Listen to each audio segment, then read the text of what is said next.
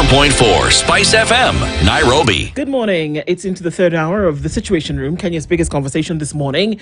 And even as we get into the conversations, it's apt because we're back to school and there's so many things that are happening. But before you get back, Naivas says, so maybe you didn't get your shopping in tow and you didn't get all the things that you needed to do. We've sat with you through all the celebrations. And as we get back to school, which is another process, Naivas is with you yet again. So it's back to school season and you want to have Naivas, the home of deals, hold your hand, walking through with Kenyans through significant celebrations, and they're right here with you again. So you prepare your children for the new school term. Don't cut corners on their shopping lists. Get fully loaded at your Naivas Kiloko and everyday low deals. We're looking at low prices and a full range of back to school essentials, and they're all in one place. So let's make this season a breeze. Turn you into the hero that they see you as you have walked through with them on their educational journey. Remember, Kijaze, Kikapu, Kibonge with Naivas as you get back to school.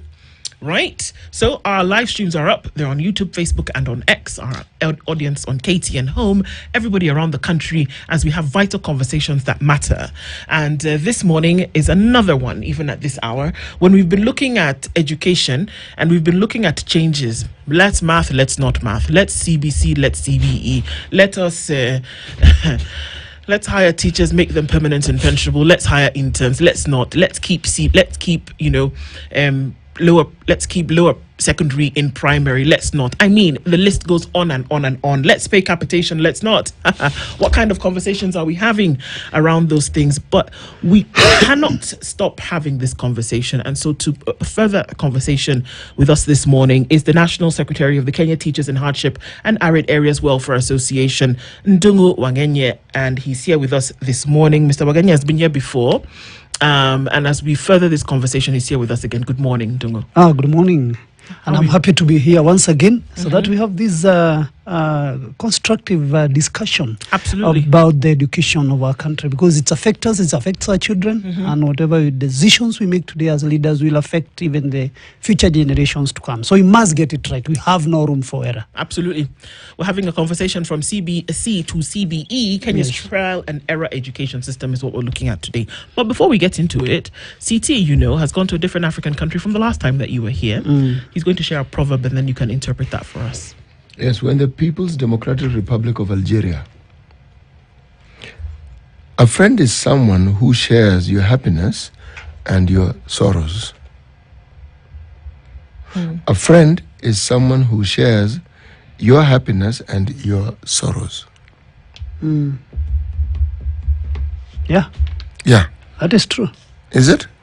Very true. Really? Somebody who shares with you all the time. That's a friend. And a genuine one, of course. A genuine one. Yeah. So there's some fair weather ones who are only friendly with They don't you. need to be with you when you're in Things are happiness. good. Yes, but when you're in sorrows, they run away from you. You must have a friend who is with you all the time. And those are rare.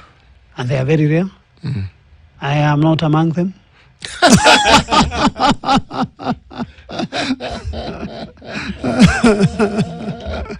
Oh my goodness. Okay. Right. Well, all right then. We don't need just fair weather friends, essentially. We need them through and through the good times and indeed that's the point. Through the bad times. And so, we keep having, conversations around education and asking ourselves the question, okay, yikes, what is really going on, when we're looking at the system?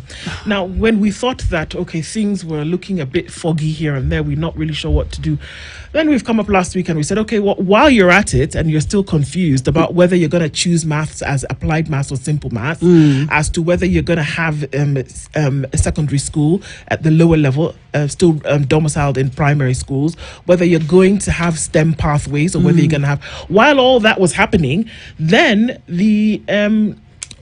good folks at the curriculum development said, actually, you know what?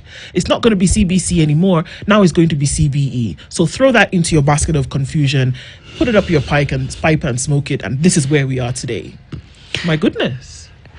Let's look this in a broader perspective. You know, when we were here last time, I remember the bigger debate was whether maths should be compulsory or not, and we actually had a very heated debate on whether maths should be. I remember Dennis was pinning me and City asking me why should it be compulsory, and I even told them that personally I am a maths teacher, maths chemistry. That's my first degree before I did law, and. We even escalated that one all the way to Jogo House, all the way to Kenya Institute of Curriculum Development, and to the Teacher Service Commission. Actually, from here, I'm going for another meeting at the Teacher Service Commission. Okay. And one thing we also need to understand and celebrate is that our voices were heard. They were. So it means that whatever we say here does not go. It is not in vain. It's not an exercise in futility. Absolutely. Because we had a discussion here. We also escalated as stakeholders within education sector because we are a legal entity. Kenya Teachers in Hardship and Arid Welfare Association is a legal entity recognized by the laws of Kenya. The other stakeholders, the teachers' unions, they are parents' associations, they are the sponsors, they are religious and faith-based organizations. All of us are stakeholders. And we said that maths is one of the because whenever we say that when you are testing a child or a student, you test two things: one, literacy and numericals. So when that child is able to speak good English, good Kiswahili, good sign language, then where the numericals comes in, because that is the cognitive part of a human being. You should be able to count, you should be able to talk. The moment you have that, you have basic education. And that is why we escalated and said, let's have maths all the way to senior school, because that's where basic education stops. Then from there, as they advance to university and tertiary institutions, maybe they can choose other things to do and maybe drop maths. Because when you go to university, you may do linguistics. But you'll find that even when you're in university and you are doing linguistics, I told you, in Kenya School of Law, there is a unit called Legal Practice Management that has accounts bit of it, of counting in management. And most students usually fails because they don't want to hear anything about math. They say, I'm a lawyer, I don't want anything about math, but there is math. So what I can say is that there was a national conversation on curriculum, competence-based. Now it was curriculum, now it is education. On 25th at KICC. And that is when the government decided now this pressure is too much from stakeholders. People of Kenya have now talked. Why can't we now do as Kenyans are asking us to do? And I'm happy today to report that actually that one was executed. The KICD was tasked to go and revise and see for those pathways that are not STEM, because there is social sciences and there is arts and sports. Can't they incorporate the bit of mathematics so that it becomes elementary mathematics, the general mathematics, okay, or the basics mathematics, not to details as to those who are doing STEM. What they're calling simple math. Exactly. Because what we did hear from the Ministry of Education was that then, all right, if you're not taking the STEM pathway, then you will then just do simple math. If you will go in the STEM pathway, then you will then have applied math. Yes. Now, what may have then been a little bit confusing was that they are now giving 9 months. Interestingly enough, if you take those 9 months and plonk them into the calendar, it is the exact time that we have left in this school year before which grade 10s will report to school in January 2026. So they've been given those 9 months to then be able to ensure that this math, whether it is simple or applied, will then fit into the curriculum. Yes. Now, I don't know if that is enough time, but that's what we were told. KICD is an institute that is very well staffed with competent people. Actually, if you go to KICD today, there are subject heads in each and every unit. Like you go to chemistry, there is an officer, almost the rank of a director, who is in charge of chemistry. There's another one in charge of mathematics. And I'm sure with the KICD, with the competence of the people and the training those people have, in fact, revising those curriculums to align, they may not even need 9 months. They may even require a month or two. And then you'll see the curriculum is already out. But now, let's just go back a bit and ask ourselves, where did this confusion begin? Yes. Because I think that is the basis of everything. Today we are speaking, let's have maths, let's not have maths. Where did it begin? Remember, and I told you here, and I think CT will bear me witness, that the last time I was here, I said that Competence-based curriculum started with when the Minister for Education was Dr. Matiang'i. Then Professor Magoha came in and escalated it. Then Machogu came and escalated, and now we have Migosi. The time that we had that problem is when we had Matiang'i. In fact, the issue, Matiang'i may be good. He brought many reforms in the education sector, but I will also poke holes on his style of management. He was non-consultative. And the moment you approach an attitude of non-consultation, you let definitely get wrong. In fact, it is the first time in the history of the review of competence-based curriculum that we are having a dialogue of all stakeholders on board. Personally, I was in KICC. Personally, I was in Mashinani when they were moving around the counties. Remember last time we were here, we said they are moving around the county correcting views from stakeholders.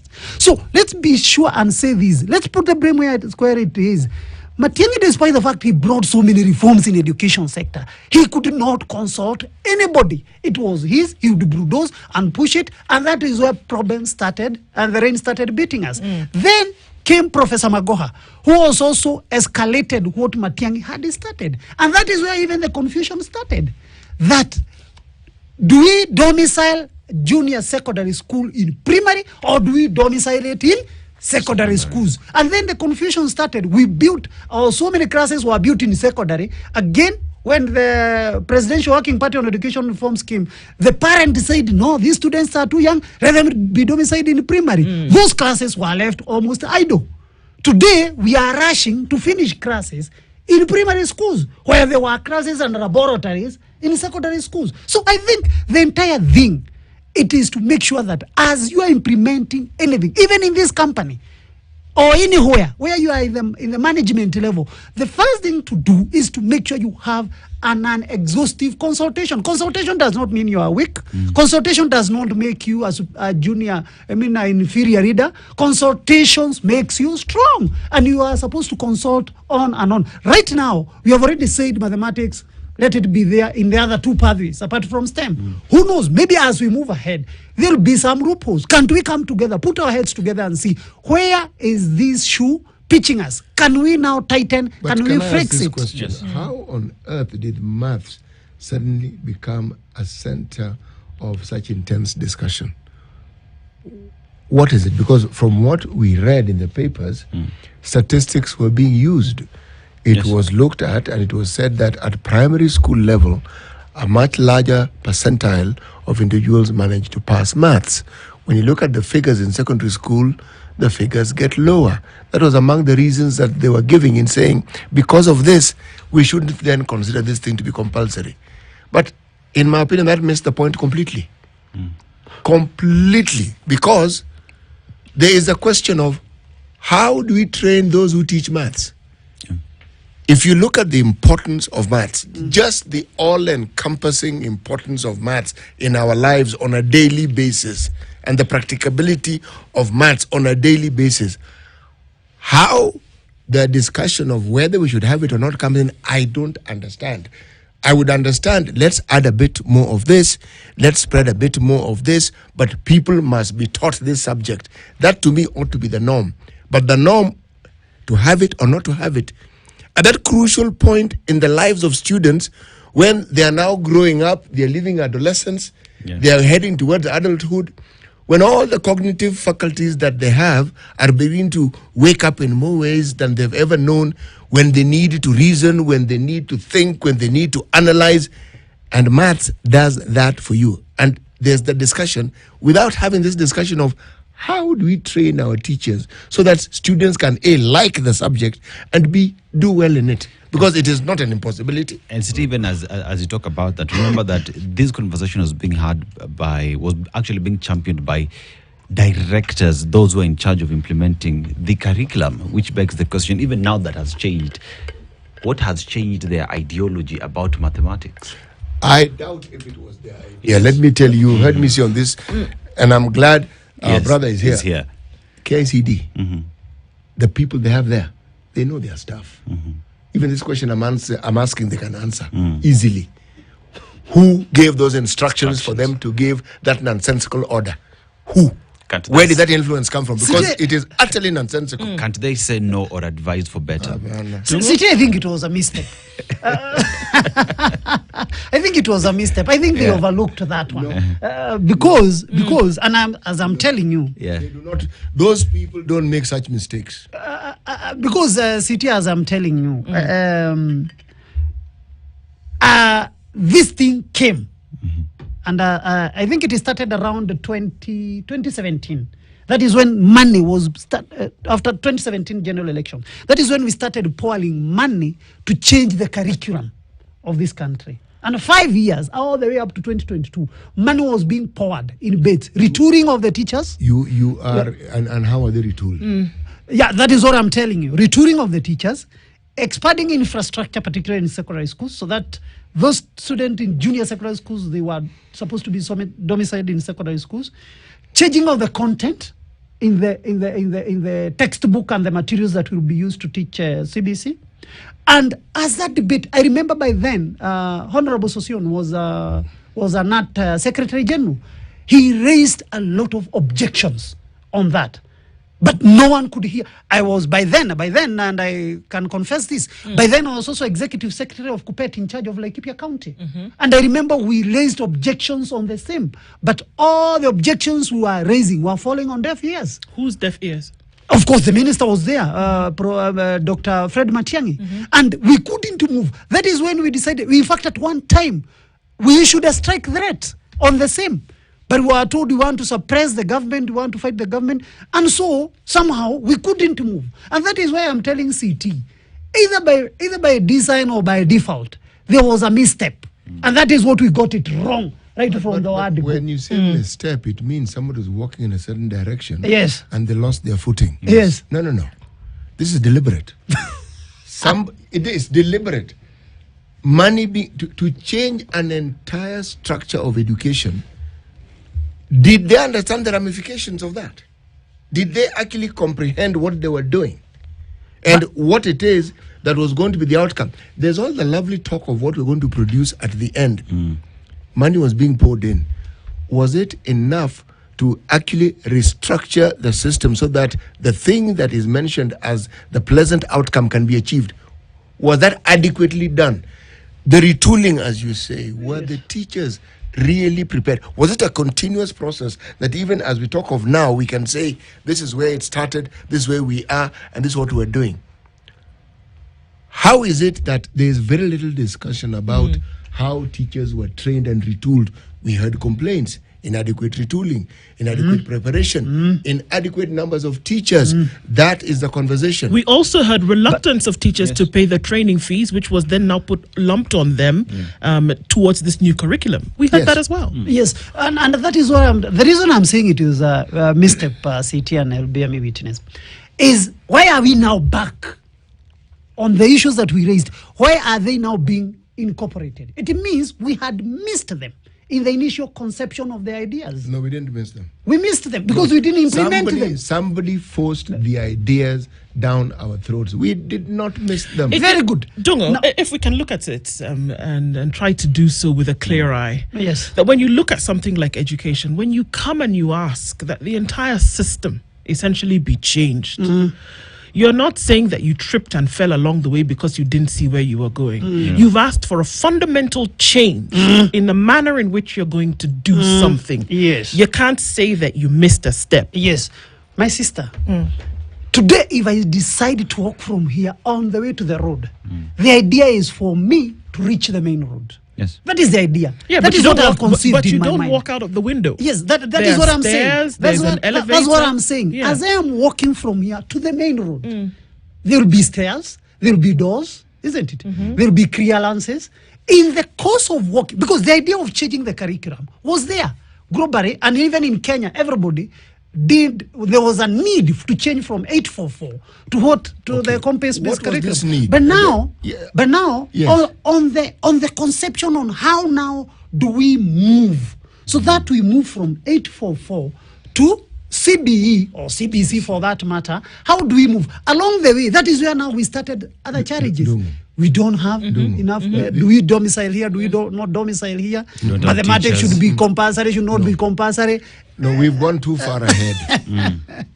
Why was this change necessary? Yes. Because we talk about what was wrong with what was wrong with 844. What was it that the 844 system was not able to fulfill that required a complete overhaul? What was it? Yes. The issue about the conception of changing 844. 844 was conceived as exam-oriented system, whereby today or tomorrow I have a mathematics paper to sit on. I'll spend the night on my legs in the bucket, cold water, reading and cramming everything, so that I pass the exam. Then when I get that A in the market, I am brought here to this studio. I cannot deliver anything. Actually, no, it wasn't. It wasn't.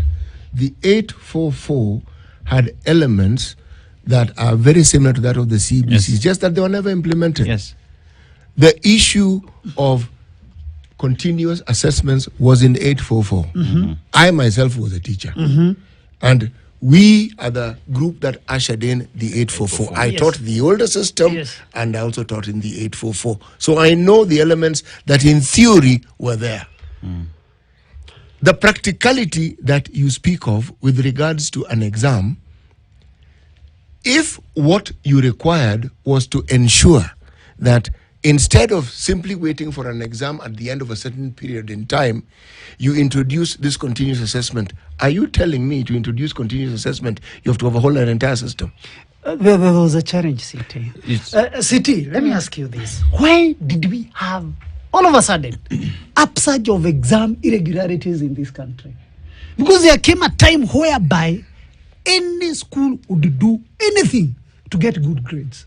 You find a school, the entire school, and it was there even in, I think not so many years ago, whereby you would find student in KCP, all of them, social science, they are all scoring 76 marks, all of them, almost 120 students. Is it possible? Is it practically possible? But so that they want to shine, to be seen in the newspaper, to be seen in this TV of KTN, to be seen, Dennis to announce that school A, school B is the one topping, and we are carrying those children shoulder high. It is like an advertisement in the market.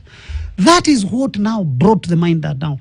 Are we testing? And then when the students get fine, they get the A's. And today, madam, you'll bear me witness, there is even a saying that kuna kuwaga na ya matiangi na ya ingine. Because those two A's are different, isn't it? Because a student will get an A, will go to the university, and even maybe cheat his way. But when you bring here or that student here in the market and you give him a task to do, he cannot execute. So that is why we needed to see, where did we get it wrong? City has said we needed to change, even if it is a system of exam irregularity and all that. We could fix it in 844 and still continue with 844, which I agree. City, that one I agree 100%. But there are other factors also that also maybe CBC brought in. Specialization, like now, see, they are starting their selection by May 20th. Yes. They'll be starting their selection for for senior schools.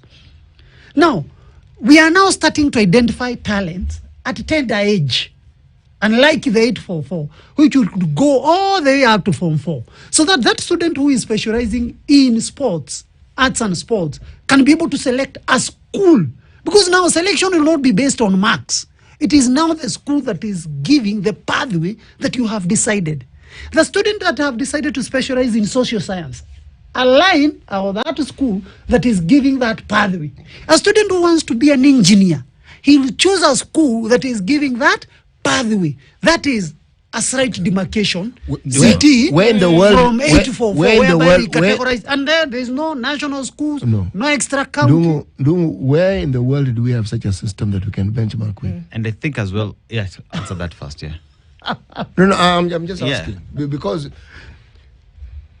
in the same manner in which you are telling us what it's supposed to do, the 844 did the same thing. Even then we questioned, why were we changing from what we had to the 844? To the 844. It was questioned. But the freedom that we now enjoy wasn't available then. So you questioned it and then you kept quiet. Because the 844 that City talks about, leave alone the one that was being out of 500, it started with 700, Yeah, where there was I did the 700. where there was arts and craft, Yeah. there Yeah. was home science, there was agriculture, but all those along the way were dropped. Yes. But they're back now. But they are back They are now. back. So that CBC, yes, means they are. it's just 844 with a different name. They're back now. The same subject courses that were Yeah. being studied then are still being studied now. Remember that there were some subjects that were dropped, and so you had a lesser number. Yeah. But then we had an amalgamation of courses. So now, whereby you are doing environment science and agriculture as one, combined course. So we just have the same thing called differently. Why do we seem to enjoy, and we're going to ask this question as we go to a break, we seem to enjoy playing this guinea pig laboratory game with our children in school. And we say, okay, somebody sits somewhere and says, this is a great idea that I have. Let us take it to education and see if it will work. Let's throw something on the wall and see if it will stick. We don't think about implementation metrics. We don't think about the resources that are needed. We don't think about the very important teachers that are needed, not just to stand in a room and teach, but need to be trained along the way. And then, as though that is not enough, we then form parties and work. What are they called? Those ones. Then Presidential working parties. Yeah, we go around the country. We say, do this, try this, add this, remove this. But Then that we is important. Then hold on. Then we take the old system and then we remove the curriculum and then we make it education. I am asking, why is it not possible to take the one thing which seems to be working, and when we have a problem, we fix it instead of taking the thing, tossing it out the window? Look at the children who started CBC. Grade 3. They are the ones that you're talking about now. Yes. That are going to make this election on the 20th of March. Yes, they are going to grade 10. Confused for the last 6 years. Yeah, they're going to grade 10. And we think it is okay. Confused. And how much It schooling got have to- they actually even Have missed? they actually done? What have they actually learned and learned properly? From 2019, we are now in 2025. 6 years these children have been the guinea pigs. We try and test, we try, we go, we see. Now, we are still testing them again to see if this thing we are throwing on the wall is going to stick. And for some reason, somebody in there, what I'm choosing to call absolute madness, is imagining that it is okay and that we will present these children in the next 3 years as gold. How? CT will bear me witness. CT has been bearing you witness a lot this morning. He was in the other system of which other system were you in CT? The one that you are going to from 5 and 6, yes. and A levels and O levels. I studied in it. Yes. I taught in In it. it. Yes, and madam, the moment you are changing from one line or one lane to another, then definitely there will be teething problems. What I want This to is not that's teething what- problem. what I want to say is this. What I want to say is Sorry, this. Ndongo. Yeah, what I want to say is Hold this. on, Dungo, sorry. Thank You you. know teething problems, the teeth will grow. You know that? Yes. You Yeah. have a teething It's the problem. pain It's when the the pain. teeth is It growing. will go away. The tooth will eventually come out. Then we will chew and we will move this one. I'm sure CT can tell us what they underwent when they were moving 1989 or 19. They are about 85 when they were doing the last KCE, now moving to KCP. When they were abolishing O levels and are now going to 844. There were so many challenges, but now I agree with you, and that is why I started by saying the inception of the idea and the drivers who are there at that time. In fact, madam, what is being done today? All these problems, and we are now trying to fix what would have been done In 2017. 2017, 2018. That is what we are doing today, because those people were there. In fact, I'm telling you without blinking of an eye, we had even issued a strike notice, and we kept on complaining. Teachers are not ready. At one time, we could go to a center, and you find that teachers themselves, they don't know what they need to go and teach. And they are the implementers of the curriculum. And now, do they know? know? Do they know what they're supposed to teach now? No, Don't answer that no, question. Let's take a break. Because I want you to answer that question when we come from a break. Do they actually know? That you said that time they didn't know. Yes. The question is now. Yeah. Do I'll they know? answer. I'll answer that. 25 minutes to 9 o'clock. Ndungu Wangenye is our guest this hour. And we're asking, okay, CBC to CBE, trials and error with Kenya's education system. And where are we going? We're taking a break on the Situation Room. We'll be back after this.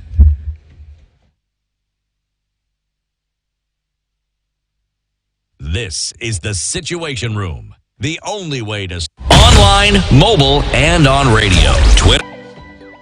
Over 222,000 primary school teachers have been trained, have been retooled, for that matter, to be able to deliver the new CBE. Now we are calling it CBE, Curriculum-Based Education. It's an education system. 75,000 JSS teachers, that is junior secondary school, have also been retooled. And we are speaking of about 154,000. That is from secondary schools, that is the senior secondary, have also been retooled. In other words, what we are saying, initially, Over what period of time? now starting from the time now 2022, but because that is when the new government took in, and we started now making sure that we have public participation. Are we together? That's about 2 to 3 years. Okay. 2 to 3 years from then. Right. And we are saying that initially the teachers could not also themselves understand what they were supposed to deliver. The implementers. And you know, a teacher is a very important tool because it's a human resource. And if he doesn't conceptualize the idea, he may not be able to disseminate the same ideas to the children or to the students. We are now saying that today we are not like the way we were yesterday, because resources have been provided for retooling them. Okay. Although not all of them. Again, you'll understand and you'll bear me witness. For the first time, there has been an employment in 2 years. Over 80,000 teachers on permanent and pensionable basis. Okay. And in fact, initially, Teacher Service Commission used to employ about 5, maximum 10,000 per each financial year. Today, we have 2 financial years only, over 80,000. That's a magnificent number I've never seen being employed. We may leave the details of how they are employed, because there are issues on how the letters were being dished in the public, which was an integrity issue that we can condemn, all of us. But now that one aside, because that one have agencies that can investigate and implement it, there has been employment of over 80,000 teachers. Still, we have a shortage of about 90,000 teachers. But I think with the trend of more employment coming the way, we shall be able, I'm speaking like I'm in government. I'm not in government. I'm just trying to give facts. Because may think that I'm defending the government, but I'm speaking. I'm speaking facts as they are. Because those are facts, and they are there in the table, and anybody can verify and be able to substantiate. You know, I'm a lawyer, and I like defending substantial facts. Those numbers are inadequate. Yes. Those numbers fall short. You see, the numbers you speak of represent teachers who are supposed to ensure that these children get the quality education that is being promised with this system. The moment we talk of a shortage, it means the children are going to be disadvantaged. Yes. They will not get the education that they should get. This really is the problem here. Because at the end of all this discussion, the CBC discussion seems to be of far more importance than the students who are supposed to be studying. So long as we are tinkering with it and we think that because we've employed 80,000, yes, it's good, but it is woefully short of the mark, because the students will not be able to get what they're supposed to get. So much as we say it is an improvement, why did we not plan and think this thing through more sufficiently? Because we're still tinkering with this. The students are still not getting a fair shake of the education system that we're saying is so wonderful.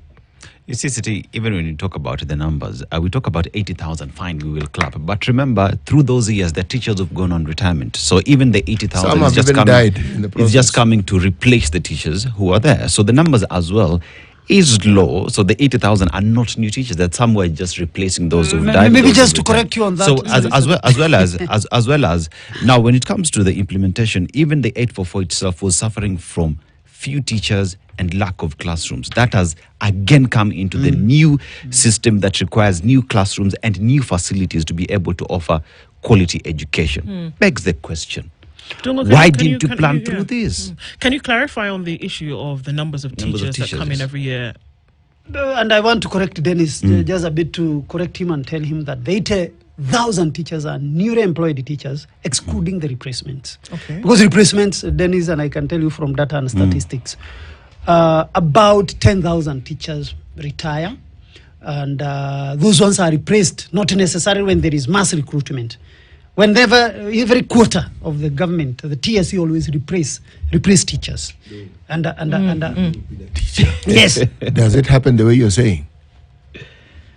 the retire, are they replaced the way you're saying? Because you seem to be suggesting this one leaves, another one comes. Is that what happens? Not necessarily that way. No, it doesn't happen that way at all. Every advert from Teacher Service Commission, every advert, and CTL, you'll be able. I'll give you any advert that will come for replacement. It usually states very clearly replacement of teachers who have exited the service through natural attrition. That may be death, maybe retirement, maybe resignation, maybe any other form of exiting the service. And they usually put the numbers exactly, and they advertise for those positions. The 80,000 I'm speaking about, because we are employed, I think 46,000, then there was another almost now getting to 90,000. Those who are new because of the need to implement the CBE. That is why there were mass resources that were poured to employ masses. Remember, most of them were also in interns. Then they were converted to permanent and pensionable. So that is a clear distinction which I wanted to bring out.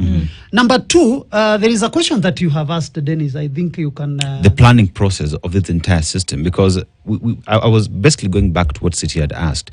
The planning of these new curriculum, right? The previous 844, still we are facing issues to do with population numbers in classrooms. That means we needed more structures. But here we have a new curriculum that requires laboratories, requires new classes, and still we're not getting it right. Very good. I think that is where I had not got it. So, as I'm telling you, again, since 2018, let's speak of about 7 years since 2017, because now we are in 2025, almost now getting to 8 years. There have been massive infrastructure development, and actually that has been given a two-front that I want you to understand. The two-front approaches are these.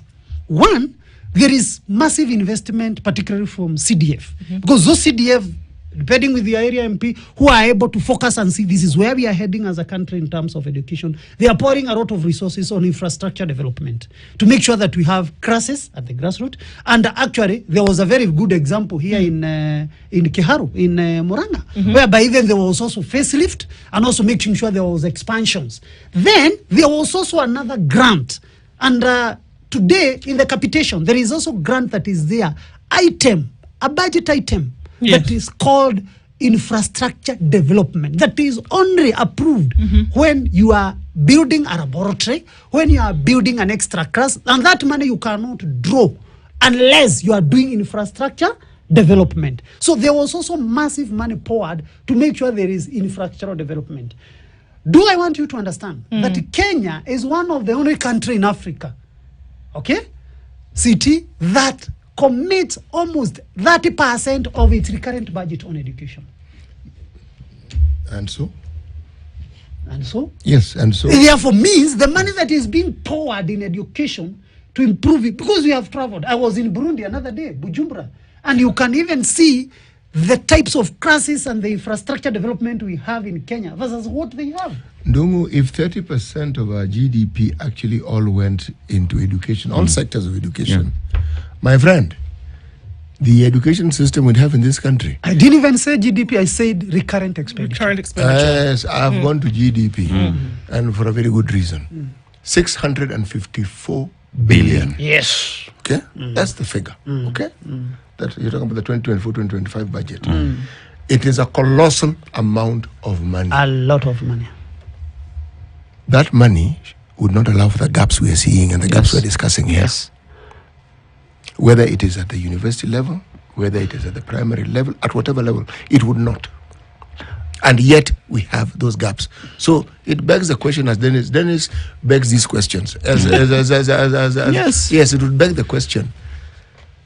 Does that money that is budgeted for education, that huge amount we talk about so lovingly and so well, does it all go to where it's intended? Now the question of management now comes in. Because it's one thing to allocate resources. Yes. It's another thing to manage those resources. Yes. For effective output that they were intended for. I may not speak about management because I'm not there. But I know we commit and we budget a lot of money in our education sector. However, we have substantially, not where we were yesterday, we have substantially moved a step ahead. Okay. So you talk about management, but there is also the aspect that there is budget allocation, but there is a release of the funds which does not happen from the national government. But then again, one would want to ask, are we really going to achieve the intentions of CBE without capitation and money going down where Very good. where it deserves to go? Very good. Let me start. Do we see the grade 9 at the end of it coming out as the students we aspired to see through CBE? Let me start with the first question you have asked about release of capitation. And I was waiting for that question. In 2024, versus 2023, and I'll give you data and statistics, because I like working with the numbers. I hope I'll get it right in my body. But the capitation that was released in 2024 was 78% of what was intended to be released. Okay. In 2023, it was 54 point something. I'll give you the exact, even the decimal points. And I'll give you the substantive figures. In 2022, it was slightly lower. It was the 2023 was about 54. 2022 was about 51%. What are we saying? That substantially, and I'll give you the exact figure. That substantially, the release of capitation has increased as the time goes by and with the years. What are we saying? It is one thing, because I've ever been in the county government and budgeting processes. It's one thing to budget. It's another thing for you to release or disband that money that are budget item. What are the reasons? The reasons that come is on revenue allocation. I mean revenue correction. You may budget that this year I'm going to do the renovation of this house at a cost of maybe 100 million. And the intended bed where I'm going to get those resources, I'll maybe charge levies here and there. Then when you go to the ground to correct the levies, you are not able to meet the targets. So what do? You reduce, instead of 100 million that you had budgeted, you say first I'll do that a million, then the next financial year I'll be able to increase, and that is what has been happening. There was some challenges in correction of revenue. So when money was being released, they couldn't release all the money because the budget item is there, but the resources are not accurate. Allow me to ask you, Dungo, yes, that this situation that you speak of has happened every year without fail for the last 6 years. Now, if you're laughing because you know, if you tell me that it happened in 2021 because we were not able to go to the ground and collect, that the source of revenue then failed in 1, 2, 3, and that because of that we will increase it next year, then maybe I would understand that it happened 1 year. But this is a trend. 64 billion shillings is the amount of money that has not been paid in 5 years. Yes. Okay. Yes. Now, what you're telling me is that there's been an increase from 51% of capitation in 1 year to 54% an increase the year after that, and then 76%. So we should be impressed that now we have reached 76%. 78. Oh, 78. I beg your pardon. 78%. That we have reached that amount, and we should be very happy that at least we are not at 54. But remember that this money was budgeted, and that you made another budget the next year and still made this education the largest budget item, knowing full well that you still had the last year that you had not paid. I don't know if you're expecting that we should be impressed. But no, please, yes. Should we actually say no? They're trying, and we've increased from last time. Should we be happy? My desire would be 100% release of not capitation. your desire. The responsibility of government should be 100% of that money that they said that they were going to put towards education. Yes. We're not talking about going on holiday. We're not talking about sitting by the beach and sipping a pina colada. We're talking about children going to school. But let's look at it this way. Also, so that you also understand. Okay. I've just told Dennis here that when the guidelines for release of capitation, particularly the circular that comes from PS, comes out, there is local transport and travel. Maybe they allocate out of 22,244 that is given to each child. Maybe they say this one will cost 3,000. There is electricity, water, and contingencies, maybe 2,000, and then all the way up to 22,244. But now I told Dennis there is money for infrastructure development. That is a vote head. Okay? Maybe the vote head is carrying 5,000. But now the school A or school B or whatever other schools that has not submitted its drawings and designs for approval for this money to be released. That's why the money is not. As an accounting officer. That's not the reason why the No, money is I'm not just being released. giving an example. I'm just giving an example. As an accounting officer, can you release this money or you let it go? There are no drawings, there are no proposals, there are no designs approved by the Minister of Public Affairs. That is number one. Number two, Number two. Every budget, and even in this company, and you'll bear me witness, every budget has surplus and deficits. True or false? Every budget you draw, even in your house, you draw a budget, sometimes it has surplus, sometimes it has a deficit. The moment a budget has a deficit, you try to fill the deficit. But we Does don't. it mean, is it a must Sorry. that the deficit will be filled? I'm sorry, Ndungu, but that thing that you've just said, Yes. that you try to fill the deficit, it has not happened in 6 years. That deficit, to try and fill the deficit for children to go to school. You know, if we saw that there was an attempt for that deficit to be filled, we have never heard that people who want to travel outside the country on benchmarking don't have enough money. They always have enough money. We've never heard that when it comes to personal emoluments that they don't have enough money. We've never heard. But Mileage somehow allowance. we've even seen that there's an increase, 366,000 per member of parliament this year for their own salaries. But this is the thing. When you do have a budget deficit, in a normal world where people are walking upright in a forwardly direction, you would see that there would be an attempt to fill the budget. But that's the problem. There has been no attempt to fill the deficit when it comes to education. And I'm still asking eternally, why? And as Okay. you answer why, the gaps that you're talking about, the 78%, the gap that remains, what exactly does that do to the quality of education? Of course, for it children? affects. It affects because money was budgeted for, but it was never released. That one I agree 100%. Okay. Now answer the why. You know, do is putting me on defense like I'm defending the government. But what I'm saying, You told us we should be impressed because 2 years ago they but what did. I'm saying, they did what I'm saying, 51%. I'm trying to show you Hey. from where we have come from to where we are currently. That at least That mentality. we have Wait a not yet moment. reached there. That- So we are supposed to be content with mediocrity. That at least mentality is what Something God must doesn't deliver happen us as it from. should, and then we should be happy somehow. Should No, clap. we shouldn't be Yeah. happy. Actually, and I'm happy, because anytime we come here, we have a debate, things are done. We came here, we complained about mathematics, it was implemented. Today we are here, we are saying, let all the money be released. The 64 billion that are deficit. But now look at it like this, and that is a proposal. If I would, today, because I'm not Minister for Education or PS, if I would be in that seat, this is what I would do. I would make sure next year, I do not release 78%. Okay? Next year, I would make sure I release 90%. Then the other year, I release 99%. Then progressively, I make sure the deficits that are there cumulatively for years. Because, look at today, Dennis, counties, county governments, because we are also there, county governments have the biggest pending bills than any other, even national government. The county government pending bills are running into billions. And if it is not checked, what does that mean? Somebody went to site, constructed a classroom for ECD, supplied goods, and he has never been paid to date. That is, the budget was drawn with deficits, implementation was done or not done, then it affected the quality of services at the county level. So we are talking a big debate about budgeting and about implementation.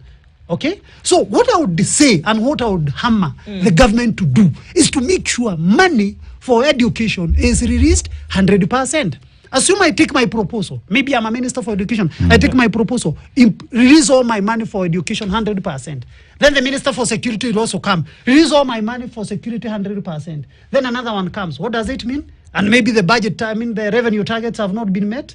They'll be cut in each and every sector so that we balance everything. However, it should not be an excuse, because the moment we get this as an excuse, it will compromise the quality of education for our children. You see, when these monies are not released, we see a situation where those who are managing education, our head teachers and whatnot, threaten to shut down schools because they're unable to maintain students I would do the same. in schools, right? Here we talk about a budget that is not working, yet we see another aspect of another government institution is busy adding emoluments and also busy adding salaries on themselves, which goes to, again, beg the question. How important is education in this country? From where I sit, if there is one sector that should be well funded and in time, it should be education, because it's about the future of our children. But it's being seen as a by the way. So now, however, I'm not in the implementing table. of course, Yes. Look, it continues to be that there's so much that we need to continue to bring to the fore, but this is one of them. Yes. That if there was an effort to see that we actually say where we find the extra money, we don't do that. But we say, let's see what we can do next year to make it look like 100%. So where do we actually go from here? This is the question. Maybe also as my parting shot, I would say this, that yes, there has been, as you did put it, there has been sort of gambling with particularly on implementation of CBC, CBE. Yeah. And I think we need to bring that to an end. And I'm happy also because of the steps that have been taken so far, because there are issues that we started raising almost 7 years ago. There are things that we can now start seeing, being done, being implemented, retouring. There is escalation of the same, making sure the infrastructures are in place. We can see some progress. We are also seeing progress, as I have given the figures here, on the release of capitation, although again, we still could condemn that one because we are still not yet there. But there is significant progress, which can be tangible figures and tangible things. But now, as we would tell the government, let education be a priority basis sector in this country. Because we are speaking with the lives of future generation. And if we mess a little bit, it's like this building. You know this building, if one column tilts the whole thing is gone. The entire building will come down crumbling. Yeah. So this is a generation whereby if we tilt just a bit, then this generation will come down and that generation will come to haunt us. Because we've actually tilted. Yes. We've actually tilted. So the question is, how do we bring it back to where it should be? And it is a collective responsibility. Absolutely, and we must continue. Yeah, it's a collective responsibility. Ndungu Mwangenya is the National Secretary of the Kenya Teachers in Hardship and Arid Areas Welfare Association, has been our guest this hour. Continue to look at the trials and errors. Hopefully soon we'll get towards successes. Isn't it? Good morning. Okay, Asante sana for being here. It's 9 a.m.